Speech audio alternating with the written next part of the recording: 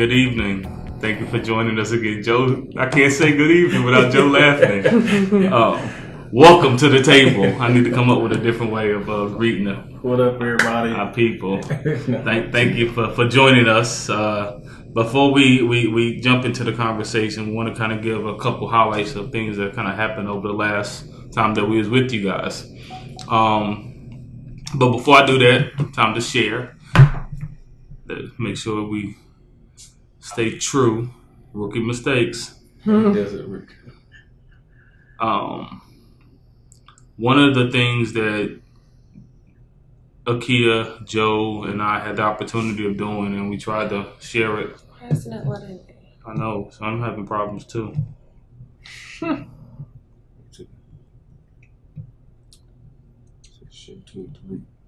Yeah, is that new? It looks like it. It must be for administrator somehow. Oh, mine is posted. It's up top. It doesn't do it like it used to do. So you just hit share? Yeah, and then look at the top and it'll. Wait, what do you mean? Because I'm sharing it like 3 times now, yo. Rookie mistakes, y'all. See, this is what happens when you go live, right? You can't edit. So now go to your page. Okay, here we go. Okay. There we go. All right, so couple really cool things. I think they were cool, at least that we've been able to do since we were sitting with you guys last. Is Joe, Makia, and I had the opportunity of going to the Linden Farmers Market. So the Linden Farmers Market, for those that don't know, is an endeavor that happens within a certain community here in Columbus. And we had the opportunity of having a booth to talk a little bit about what Breaking Bread is and what we're trying to do. And most importantly, we was able to facilitate a live conversation. And with it being back to school time here in Ohio, we talked about kind of the conversation that we had with you guys, the value of education. And it was really, really cool. I think what it did for me, at least, was had a relevant conversation in the community, and kind of a side story to that. When we as Breaking Bread first kind of got started, what, two and a half years ago now, aspirationally, we was like, how dope would it be to go back to like the community and have a live conversation? And we did that. So that was kind of cool. Cool, because we weren't planning. We didn't plan for it. We didn't know exactly how it would turn out. It was really off the cuff. The video the video's up. So the video unfortunately goes in and out because we didn't have Wi-Fi. Yeah. Like it was a live thing. But yeah, I think, Joe, being the great guy that he is, was able to engage the audience and draw people to the table. Like it was really cool. We actually asked the question. I went around and we asked is education important? Do you feel like it's important today?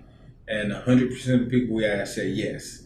The second question was, do you believe it's necessary? A college education. A college education is necessary for today.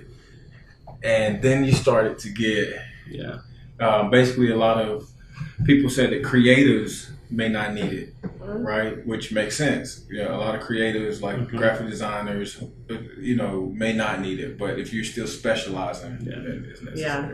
But it was cool because, again, we was able to meet people where they were and draw like different, similar to kind of what Radiant and Pam and E.T. and Kelly and those have kind of contributed to the conversation, like expertise and experiences, right? So we had one lady kind of give some perspective on different programs that are offered. We had one lady talk about just dropping her daughter off to college, but even how she feels that there's underrepresentation in trade schools. So it was really cool just to have that type of conversation in the community. So we had that. And then we also had the second annual Breaking Bread that was hosted here at Kia and our house, which was really cool. So again, Breaking Bread, for those that don't know, it's just a token of appreciation, a way of us saying thank you to those that have supported Breaking Bread in any way or account.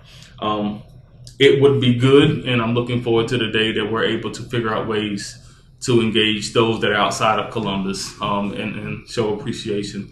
Like I said, we definitely tip our hat to our family down in Houston and our family down in North Carolina that, consistently show up to be a part of the table.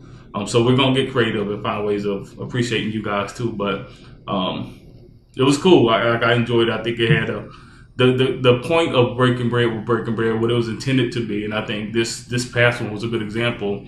Is just a way of reflecting the type of community that we want, right?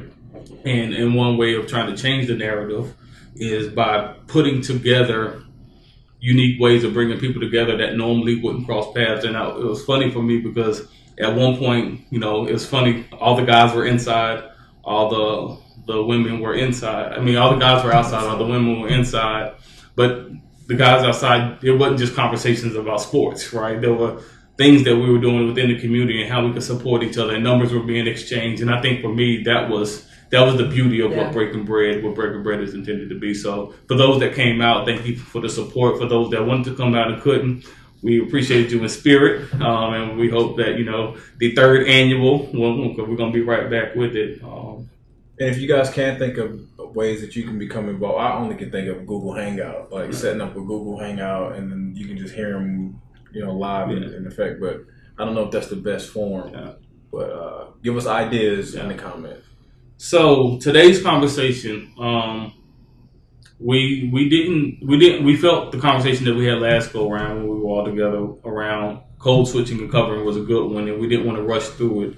Felt like there were some points that we didn't quite get to yet that we wanted to also talk about. So we figured that this will be kind of the part 2. I know there was a specific comment that was left by Alicia, and those that might remember, Alicia came to the table about 2 videos ago. And Alicia posed a question, so I think this might be a kind of just to jump right into it. So to give a little context to the story, Alicia and her husband adopted a African American, well, he's Ethiopian, son. They have a daughter, so they're a family of 4, with one being Ethiopian young man. So her question, which is in the comment section on the last time we did a live, is how important is it for him, meaning their son, to be able to code switch to be able to fit in with fellow Black peers and community? And she went on to give the example of like the barbershop. And when she takes him, or her husband takes him to get his hair cut, there's times when she walks into the shop and everybody's just kind of on pause because, and to be fair, when Kia and I kind of talked about this, as a woman, Kia has felt this when she had to take Trey to the barbershop when I'm traveling. But what she loved most is when she walks into the barbershop and they're so engaged in conversation that they don't even stop because she's in there. Mm-hmm. Because some of the conversation in barbershops, though, it can get left real fast. It's lion talk. Yeah, that's what I call it. It's lions talk. Yeah. So to the point though, and Alicia, I'm not sure if you're watching, but I think I'm gonna try to connect the dot of what you might be asking. I would say, under the lens of, since her and the husband, who are Caucasian, white, raising a Black child, the ability to connect back with his peers. And using the barbershop as an example, so like code switching in the sense that trying to be able to connect. And we talked a little bit about this when we was at the Linden Farmers Market, and what came to mind to me when I read kind of her comment was something that I'm dealing with as well. So, Kia and I made the decision when we bought a house to buy a house in a certain neighborhood that had a certain set of demographics associated with it. And one of the things that I'm often conflicted with and think about is I'm raising Trey in an environment that is very different than how I grew up. Will he have the ability to be able to connect back with some of his cousins that might live in a very different situation or circumstance, right? So code switching back in the sense of relatability and connection. Obviously, with Alicia's example or perspective, with their family being, I don't know if it's integrated the right word. Transracial. Being a transracial family, I think obviously there's another the right word. Oh, okay. That there's another layer to consider, but I think I played in my head off of suburbs, now connecting with people that are more in the urban community, right? Because Trey never spent 5 minutes in the hood. I don't know what Trey would be able to relate with peers there. Yeah. So how would he be able to code switch, and would it be authentic? You know what I'm saying? But is it I guess is being code switching like the hood? I wouldn't be able to fit in the hood. Is it just because he's black? You think he wouldn't fit in the hood? No. So again, going back to code switching, being able to adjust who you are to communicate or connect, right? So I do think there is a piece of being able to recognize the environment that you're in and find ways of how do I actively engage and communicate. But okay, so at least that's the way Go ahead. But even being from, I ain't gonna say the hood, but being from, you wanted people to be themselves, because if anyone fronted or acted as if they were other, then you could read it and then you would test it. Yep. Versus, hey bro, I don't know what you guys talking about. How you doing? I don't move that way, but and then they'll probably clown and laugh at you. But that's the related. But it's kind of like I went to a private all-white school, but now I live in Old Town East, where most of my neighbors, half of my neighbors are upper middle class, like these $600,000 homes, and then next door of my other side of my house, there's Section 8. Mm-hmm. And if I went up to the Section 8 and tried to, hey, what's up? No, when she says, hey, I say, hi, how are you? I'm not going to be like, what's up? How you doing? Like, no, I'm going to be myself. Yeah. But I still can communicate with her and still get my point across as like, how are you? How's your day going? How's your day been? Like, just like my other neighbor. Yeah. So I hear you. But is it different? I think it's a little different in the sense of if you were trying to connect back with your specific community. And I think that's where, because again, you speak so white. So things that we've kind of played around with and kind of, that we say, why do you think I speak white, right? So I think there's pieces just in something about you is different. And being able to, so like I hear what you're saying, and I'm not downplaying that. No, but you also know like, what's up with this cornball? And I think that's universal though. I don't think that's you having the code switch. I think I don't know you, so and you're inconsistent. So you're coming into the community, shaking my hand, trying to touch my son or my baby. Yo, I don't know you. I don't care if you act like me or don't act like me. I don't know you. But if you consistently come into this community with your white voice and your black hat and your black skin, you know what I mean? I just think about Fresh Prince of Bel-Air, Carlton. Yeah. Like what I don't want in my mind's eyes, I don't want Trey to be able to go into Will Smith's neighborhood and be Carlton. But what about the Oprahs of the world? Oprah was, how they said I don't Oprah. want Trey to be Carlton. Yeah, but like I don't nah. So would Trey be Carlton? Never, because I'm his dad. Exactly. But if he was Carlton, ain't never gonna happen. I think he can go back to certain areas. Now, because that's like me going back to like Venezuela and then being like, "You're not Latina enough." Yeah. I'd be like, "Well, I'm American." Yeah. I would just be like, oh, well, that's because I'm American. Yeah. I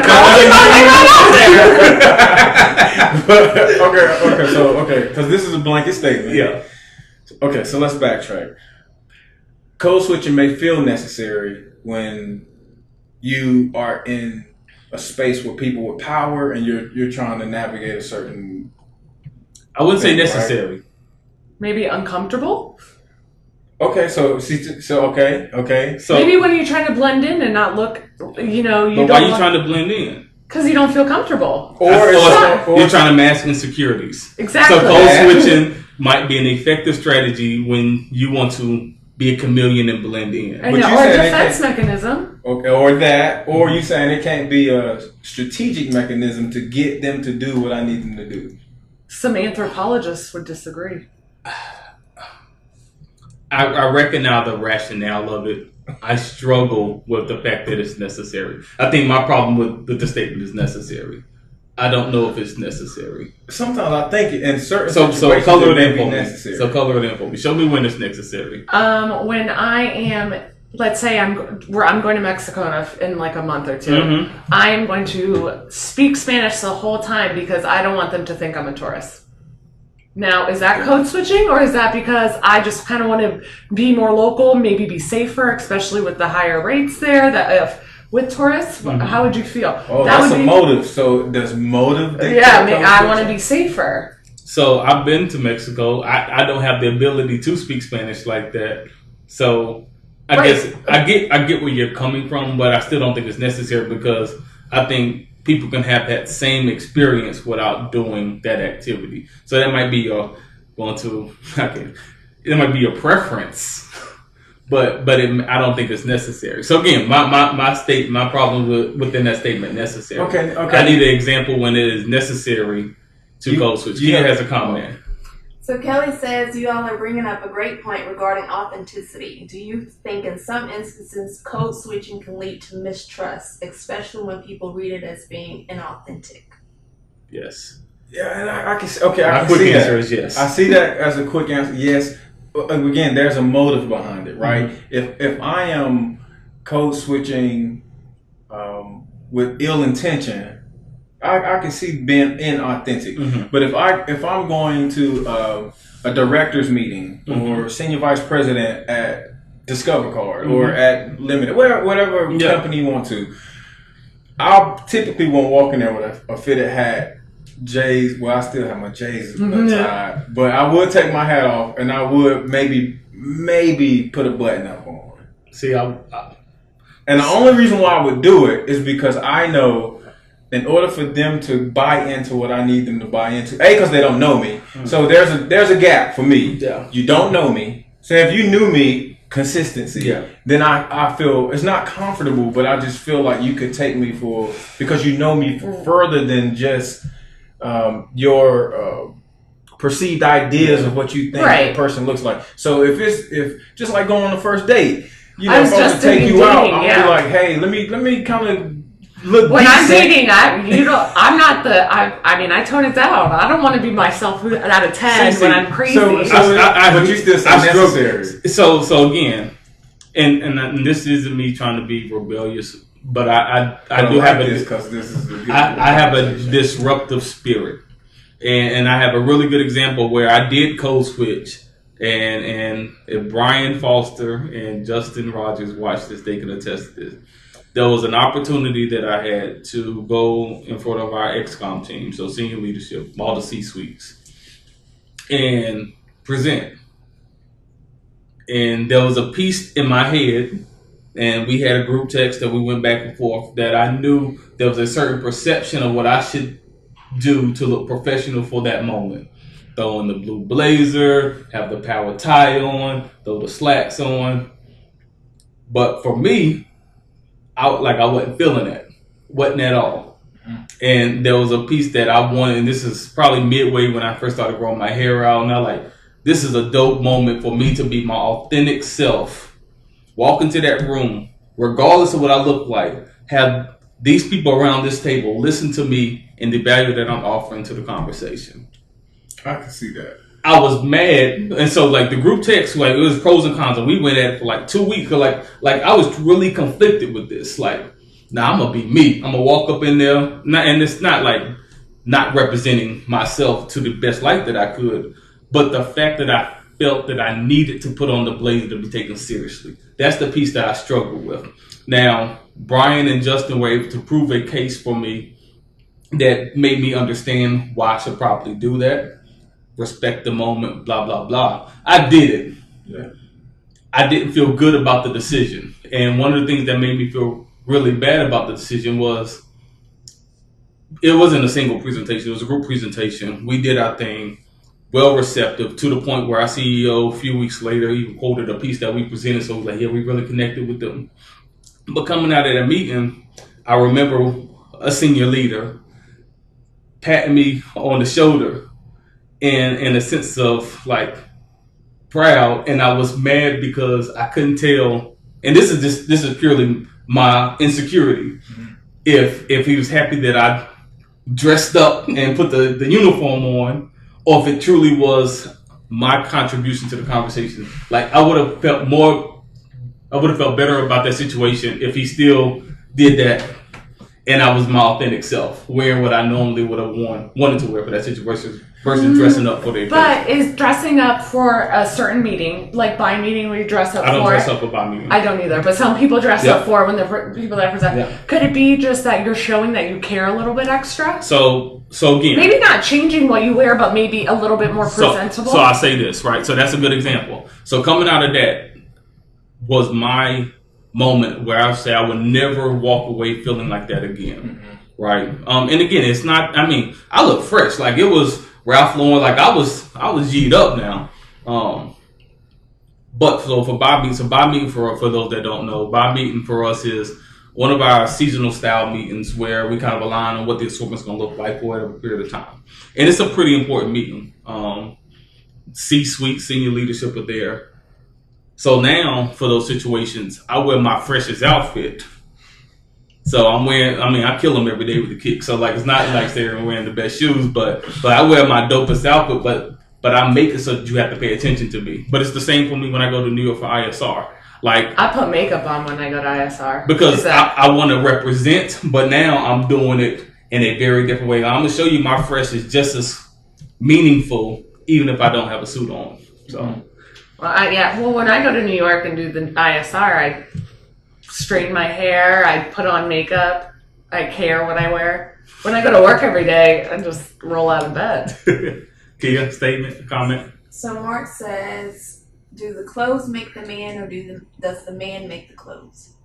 I think it can be an expression of the man, though. Yeah, I think it's an expression.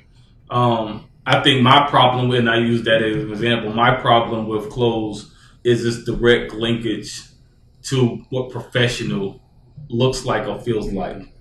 And my beef with those that have this perception of what success is attributed to 100% based upon what you got on. So like, I never believed in dress the part, like dress the role that you want. Like, I think it's industry specific. So I will attest that like certain industries have certain norms and certain uniforms. So like if I choose to be a lawyer, I know there are certain processes and certain respect to the but you made the choice to be a lawyer, right? I made the choice to be a lawyer. This is good. I made a choice to be a lawyer. Yeah, but that ain't me wearing a suit going to court. Then you probably should not go to court. Then you better be really, really good at your job, or be a contract lawyer and just stay in the office. Because what would be the difference? Because right? I think an industry norm. So like in my head, it's industry norm. Okay, so stay there. Mm-hmm. So there's a level of respect. I wouldn't say respect. I would.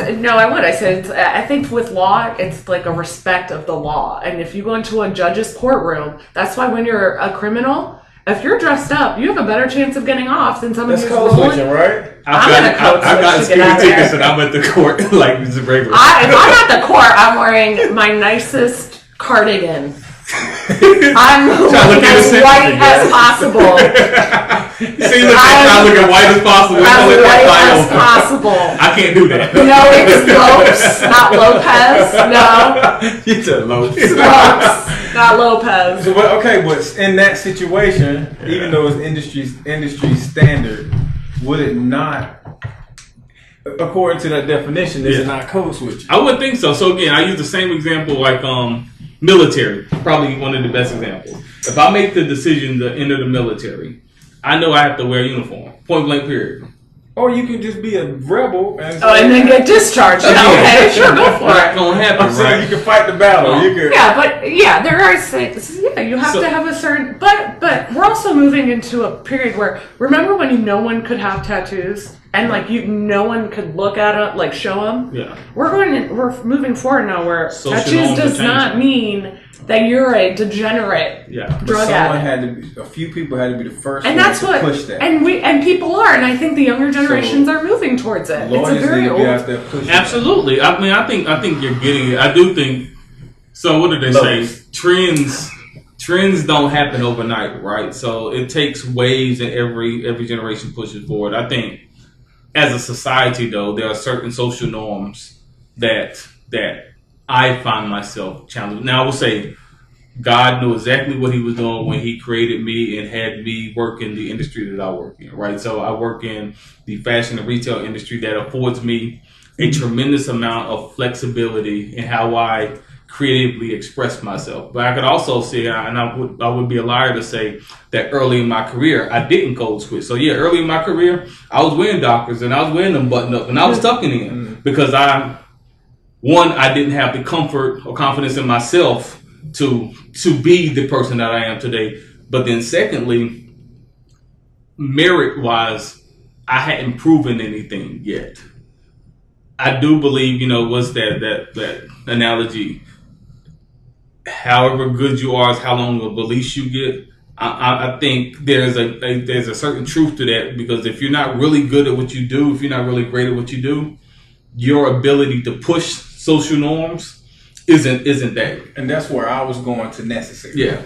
That's what I mean by necessary. But you have to be dope to be able to really push. Like if you're then it's necessary. If you're average, you better follow them rules. That's what I'm saying. Yeah. So it's necessary until you're able to show how dope you are. Yeah. It's necessary that you kind of play. I think so. It's just, that's what I'm saying. Yes, I agree with that. It's just gonna keep going. Like before, no one wore jeans. It didn't matter if you were in a fashion company or if you were in a bank, and now jeans at offices are pretty normal. But I think to the point though is those that exude some form of excellence in what they do have the greater ability to change culture.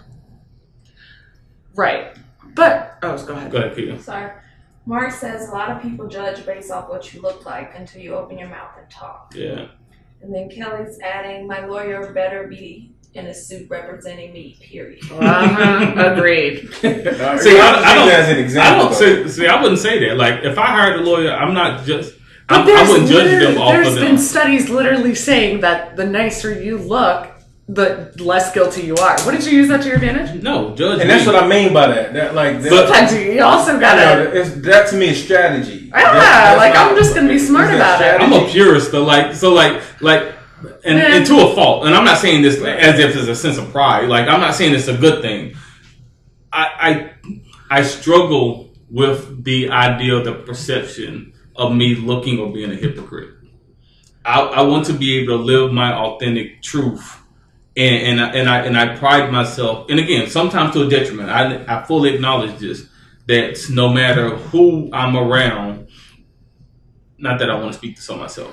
What I don't want to happen is, the story they say about Tupac. You ask 10 people who Tupac was, you get 2 different answers. I want people when they talk about who I was and who I am, that it's a consistent story.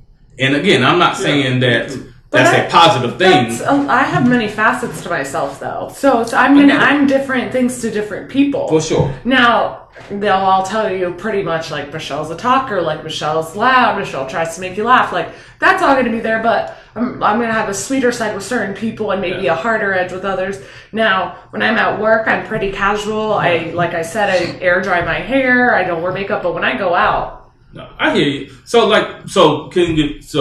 as an effective strategy, I could tell, and not that I think I could prove this, and my gut tells me this.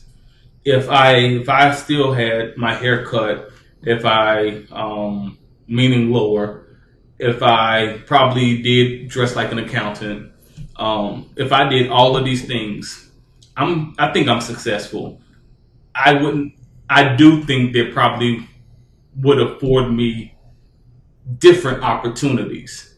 But I also fully believe that because of who I am and because of how I carry myself and represent myself, I've also been afforded different opportunities. I think maybe some of those would overlap.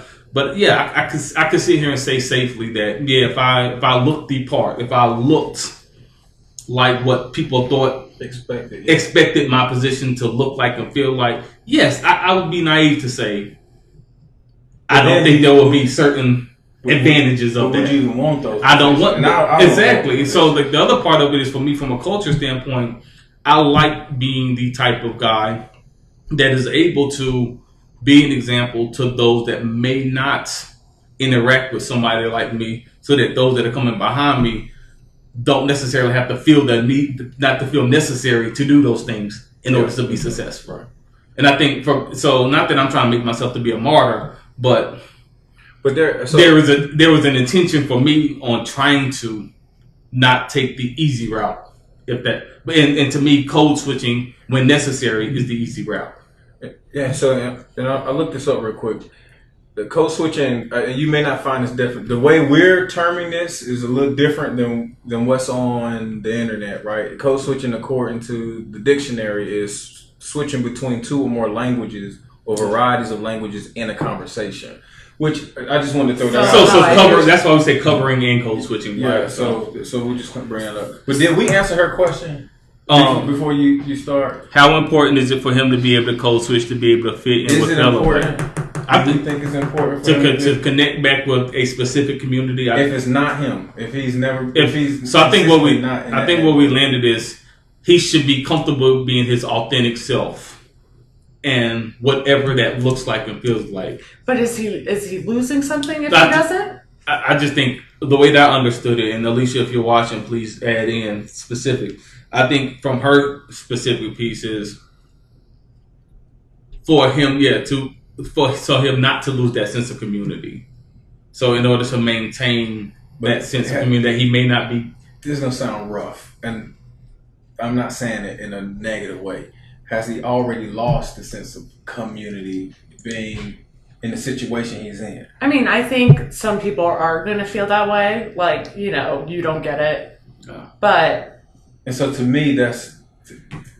He's going to be authentic.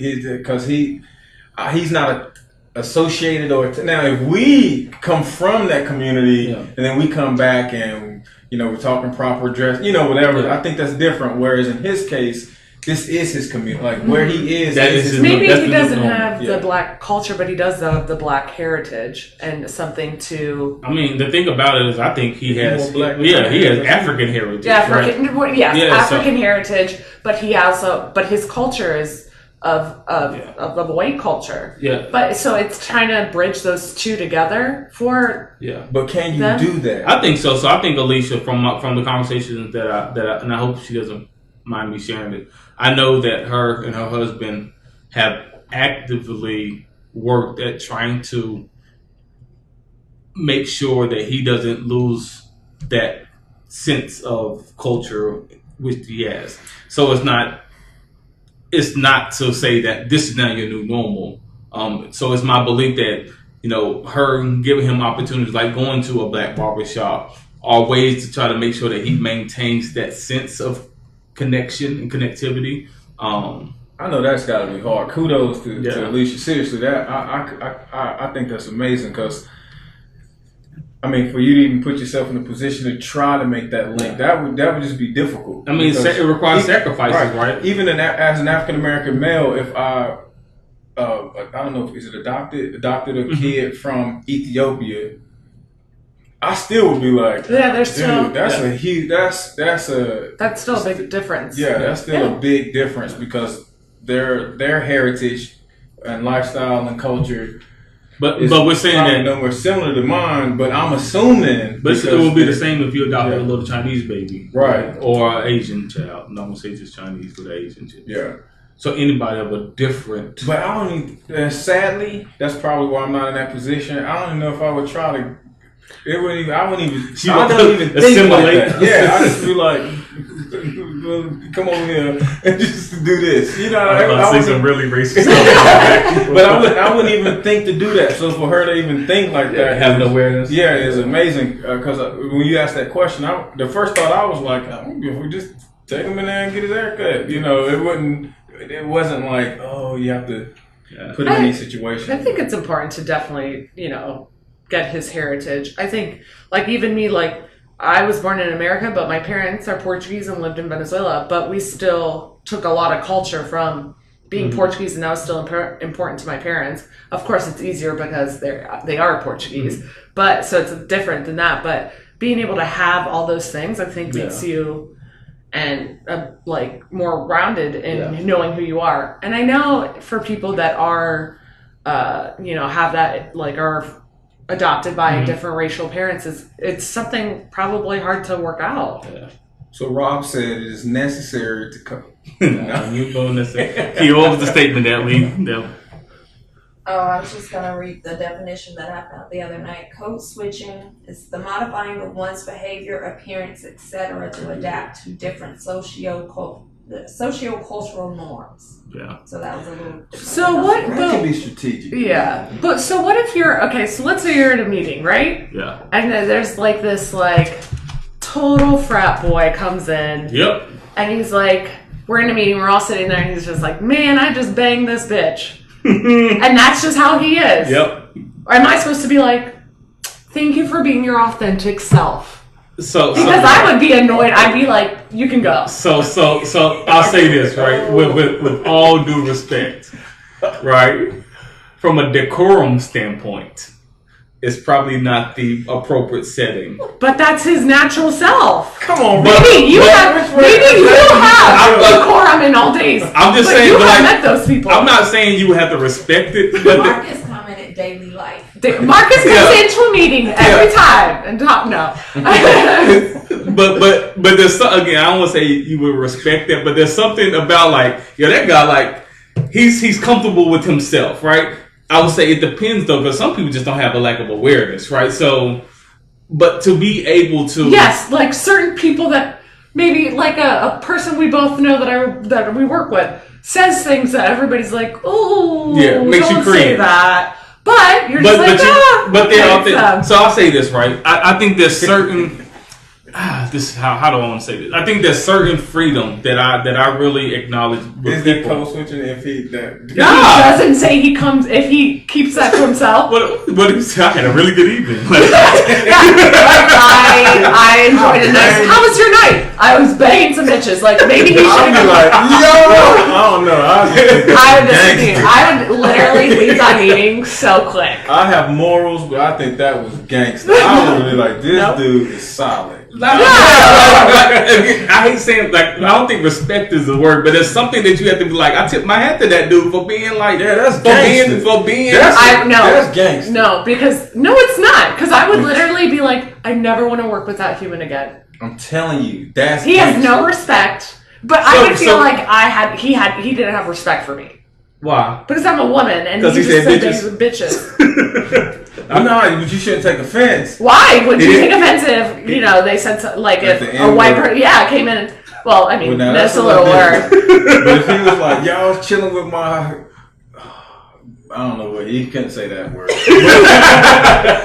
But I get what you're saying. Like if he came in, that's gangster though, Michelle. I'm telling you, there's something. I came in, guys. Last night I was just hanging with my black friends. Like, why? That wouldn't bother me. If he was really hanging with black people, I'd be like, oh, that's it. But I think that's gangster. I would have like white coloring it in. I'm like, well, if I could just be your friends. Exactly. But that's a whole other thing. That's another thing. But I'm just okay. But I know what you're trying to say. I think that's gangster though. I wouldn't agree that you should. I just went up and beat up 3 black guys. What'd you do last night? You probably wouldn't say that shit to me. I said he gangster. I'm like, he gangster now. Be safe, because if he goes nuts, he gonna beat you up too. He's gonna get a full. He gonna get his first. All right. But you see this is what I'm saying. If he's authentically beating up black guys and he's whooping their tail, and he's like, "How was your evening?" Oh, I got 3 black guys arrested for fun. But again, oh, shut up! You would be this so is what I'm saying. pissed. Listen, I would be. This is what I'm saying. Follow me seriously. I would be pissed. But if he's really true like that, then it's like, dude, he's really gay. How was your night? The KKK rally just really hit it up. I think this is what we have to acknowledge, right? I feel you. I don't think we can get to a place. Not that it's right. Yeah. We can't get to a place that we're socializing what norms are acceptable or not. So, like, either you fully acknowledge somebody's ability to be the authentic self, but I don't think we can put rules and parameters around when it's okay and when it's not okay. Not that you have to, because I'm sure everybody doesn't like certain norms that I push and advocate on behalf, right? I'm sure totally. that I'm disrespecting people in certain ways, but I think if going to Joe's point, if you're being to thy own self, be true. If he's being true to himself or somebody's being true to themselves, who am I to judge? Now, I would hope that that individual, when he walked in that room talking about I'm banging bitches, recognize and I think this is a good transition to the unintended consequences with being your authentic self. Because again, that whole thing when keeping it real goes wrong. There's something to be said about it might be an effective strategy when to use it and not to use it, but you also have to understand and acknowledge that there are consequences, both positive and negative, associated with every action, so right? This kind of reminds me of what happened. So we were driving from Sandusky. We were up there at the lake, and we were driving down, and we drove through Mount Gilead. Mount Gilead is very. I don't know what that is. It is it's Trump country. It's all white. It's mostly, it's like almost farming, but not really. But it's anyways. So we go through. I'm speaking to my grandma and my mom in Spanish. We're ordering food at this ice cream shop. People are looking, but I'm like, whatever, I don't care. Go ahead and look at me. But then we go out and we're talking to this guy, and we're asking this guy about his dog because he has this big dog, right? And we're like, oh, what's your dog's name? And he looks at us and he goes, oh, it's Adolf. And so I feel like at that point, I had to code switch and say, oh, great, I'm going to go. Because if I was in Columbus, I'd be like, are you out of your damn mind? But I'm in Mount Gilead. I am outnumbered. I'm getting in the car and leaving. Did I code switch? No, I think you made the right choice, right? So I'll say this. So I hate using extremes to kind of paint the picture. I think I would be an idiot if I ran up in a KKK meeting trying to, like, as much and as passionate as I am about whatever point that I'm trying to make, that's just not a smart situation, right? I think so. I think I'm gonna acknowledge and yield to your point. I think it is necessary to code switch. Yes, yes, we got him. Middle fingers up. We got him. when there is potential endangerment, right? So because I think there's nothing smart. I mean, to be gained. Yeah, to be like, all right, but I kept it real. Talking to God. Yes, hey, though, there are people that go and protest those rallies. So I mean, I feel I wouldn't. But what I am saying though, just to clear it up, there are certain people that I know that if they was in a business meeting and they look at you a certain way and say, dude, I'm gonna smack the shit out of you, say that again. He will do it. So he ain't code switching. He ain't trying to be disrespectful. He's being serious right now. He's being gangster. He don't care who you are.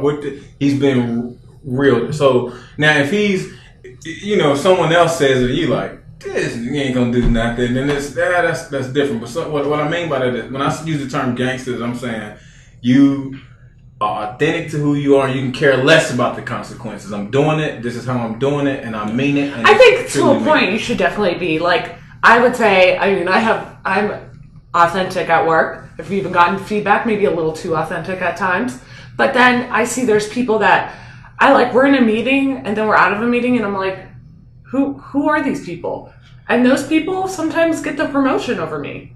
So should I mean, not literally, but should I then? So again, I think it happens. I think it goes back to like what choices we make, right? Life is about choices. If we're playing the long game, I think for me, and I know exactly because I've been conflicted. I think we all have been conflicted with that, especially when you work for a corporation, right? But for me, it was always more important to be able to look in the mirror and recognize the person that I am, right? So, L Brands had this mantra, and I've kind of made it part of who I am.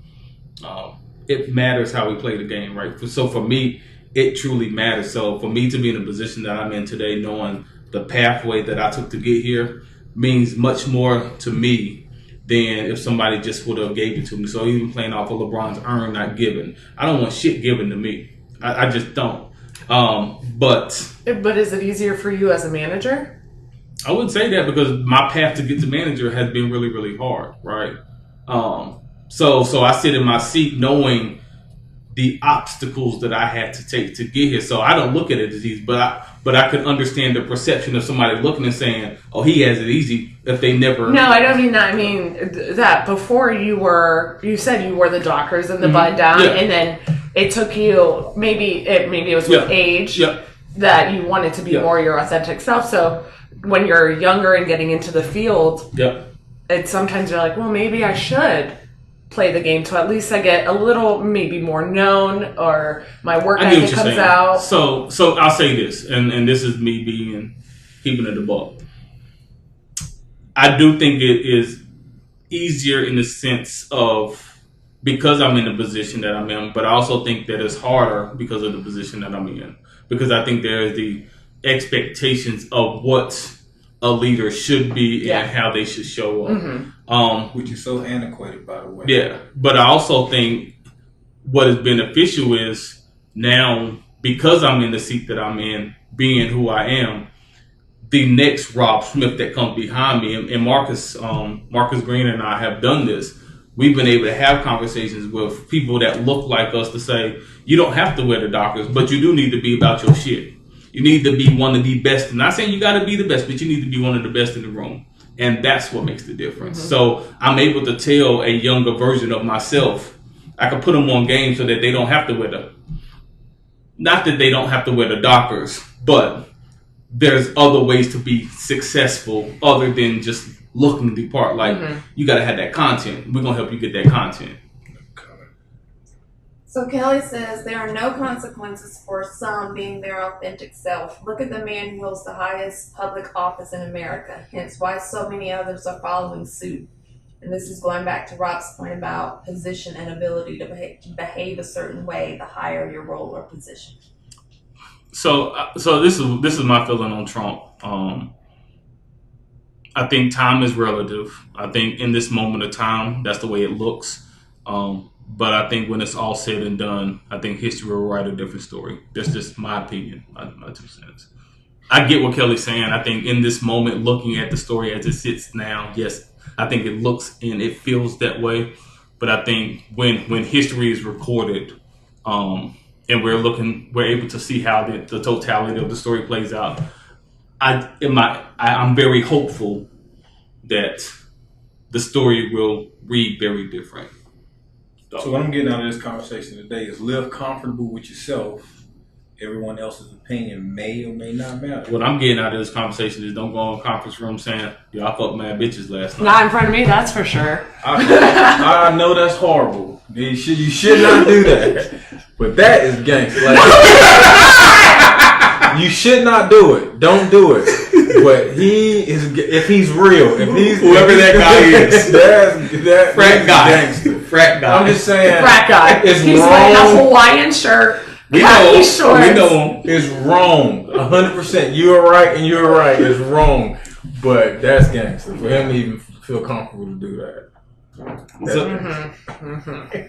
So in 2018, code switching, it can be an effective strategy.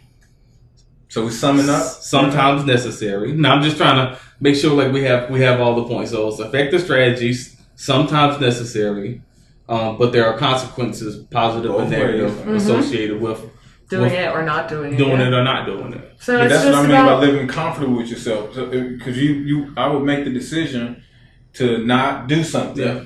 And I'm cool with that. I'm able to look myself in the mirror and say, I didn't get the promotion because I was myself. And that's cool with me. And that, Yeah. So, or I changed my game so that I can get the promotion. You can be as comfortable until you're like, oh man, I really need money. So comfortable with the results no matter what. So there was an example that Radiette shared about when code switching can have not an impact on you, but on other people. So in synopsis, the story. Which is on the page, right? Well, we'll post it to the page. Kia, if you don't mind, post it to the page. There is a doctor, African American doctor, in a patient's room with other doctors. And for the sake of telling the story, to color it in, say 5 doctors in the room, 1 African American doctor, 4 white doctors. The patient is African American. So you have these 5 doctors talking to the patient. about the symptom that they have, and ultimately the diagnosis that they're giving them in a sincere way, in a very professional way. From 4 of the doctors who happen to be white point of view, they're looking at this patient and he's nonchalant. So like they just see his eyes are glaring and he's not engaging, asking questions. They like, do you understand what we're telling you? And he's just kind of like, uh-huh. So they walk out of the room, get outside the patient's room, like, that guy, like, what's wrong with that guy? The black doctor recognizes that he believes the patient didn't understand the information that was being passed to him. So the other 4 doctors go about their business. He goes back into the patient's room. Hey, man. And he talks to him as if he's his nephew, his cousin, his brother. Hey, man, you understand what we were telling you? Nah. All right, man, so this is what's up. You got this, and this. This means this type of life you're going to live. And to maximize your life, these are the things you need to do. You need to stop doing this. You need to stop doing this. You need to stop doing that. We cool? Yeah, man, I appreciate that because the words that they were saying were just going over my head. All right, man. We good? Yeah, man, we good. So because that doctor recognized that patient, he was able to intervene on his behalf. So I do think, again, giving you a piece of necessary, I think that's why it's necessary for us to be in more arenas so that code switching can be used. So again, I go back to the example I kind of said with me and Marcus on, we're now able to see that young African-American male or female coming into the business and say, hey, all right, this is how the game is going to be played. You need to do this, you need to do this, watch out for this, watch out for this. Because we walk that path ahead of them. But we also know how to connect and relate to them in a very meaningful way. Good stuff. Good stuff. We got a win today. We got necessary. He tries to word it like I give you a piece of necessary because he's not committing to it. But yeah, I don't think it's necessary. But we got him. It requires all kinds of cons. We want to take this moment just to recognize. You know I'm stubborn as hell. That we were right and Rob was wrong. Yeah. August 29th. You came up with a great business case to be able to justify the necessariness. This is going down in history. Thank you, Adolf the dog. You know what I'm saying? Like, all right, you talking about me dying? See, and that's why he was named Adolf for this very moment. I'm teasing. So yeah, I think code switching can be necessary, can be a strategy. Can be a sellout. It can be all of the things above. Yeah, just be your authentic self at the end of the day and be comfortable with who you are. Any comments that way? So I guess we will. I mean, it's about that time anyway. We're back in 2 weeks. Labor Day weekend is coming up for those that are going out of town, traveling, whatever. Be safe, have fun. Code switch if you need to. If you with a different group, be safe, right? And then we'll be back at it in 2 weeks. Yeah. And the energy that Michelle brought to the room, I recommend her being here every day. Because this is a good episode. Oh, thank you. So yeah, any recommendations for what you guys want to talk about next, let us know. But otherwise, we out. Peace. Good evening.